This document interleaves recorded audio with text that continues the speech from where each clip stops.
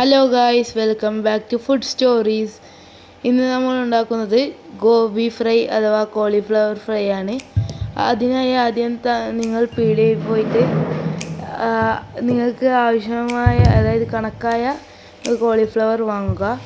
അതിനുശേഷം ഒരു കത്രിക എടുത്ത് അതിൻ്റെ തണ്ടുമായി അത് വേർതിരിക്കുക, ചെറിയ ചെറിയ കഷ്ണങ്ങളാക്കി.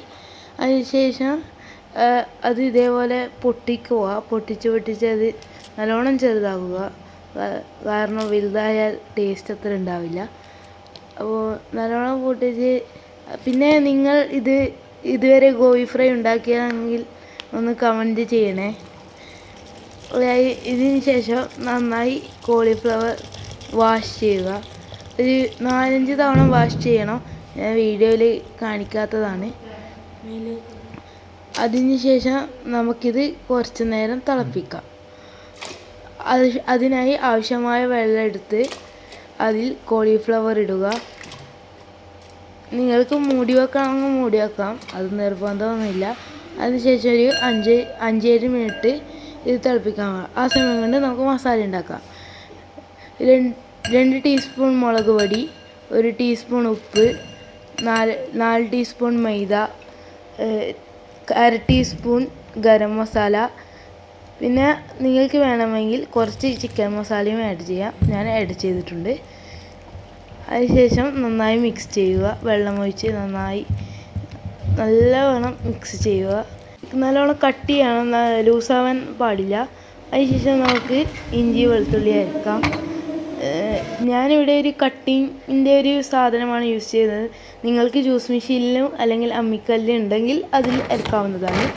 അതിനുശേഷം നന്നായി അടിച്ചെടുക്കുക.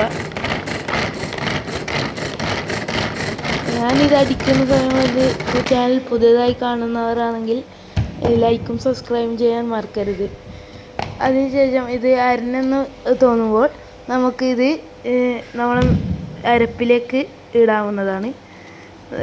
ഇട്ടിട്ട് നല്ലവണ്ണം അതും മിക്സ് ചെയ്യുക. അരപ്പിലേക്ക് നല്ലവണ്ണം മിക്സ് ചെയ്യുക. പിന്നെ നമ്മളുടെ ചാനലിൽ ഫുഡ് റെസിപ്പിയോടൊപ്പം സ്ട്രീറ്റ് ഫുഡിൻ്റെ ഇതെല്ലാം ഉണ്ടായിരിക്കുന്നതാണ്. പിന്നെ അതിനുശേഷം വെന്ത കോളിഫ്ലവർ ഇതിലേക്ക് ഇടുക. ഈ 6-7 മിനിറ്റ് വേവിച്ചാൽ നല്ലവണ്ണം ഉടയൊന്നും ചെയ്യില്ല, പക്ഷേ അത്യാവശ്യം പാകത്തിന് വേവും. അതിനുശേഷം നന്നായി മിക്സ് ചെയ്യുക. മസാല കോളിഫ്ലവറിലേക്ക് നന്നായി പിടിക്കണം.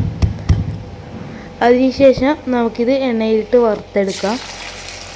ഇങ്ങനെ ഓരോന്നായി ഇട്ട് പൊരിച്ചെടുക്കണം. ഇത് ഒരുപാട് എണ്ണ ഉണ്ടാവും, അപ്പോൾ നിങ്ങൾക്ക് ടിഷ്യൂ പേപ്പറും യൂസ് ചെയ്യാം.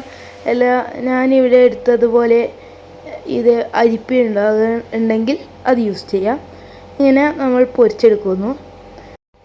ഒരു 3 അല്ലെങ്കിൽ 2-3 മിനിറ്റ് എണ്ണയിലിട്ടതിന് ശേഷം മാത്രം എടുക്കാൻ പാടുള്ളൂ. ഇത് എല്ലാം പൊരിച്ചതിന് ശേഷം നമുക്കിതൊരു ബൗളിലേക്ക് മാറ്റാം. അതിനുശേഷം കെച്ചപ്പ് ഉണ്ടെങ്കിൽ ഇടാം, അത് നിർബന്ധമൊന്നുമില്ല, ഇട്ടാൽ ടേസ്റ്റ് കൂടും.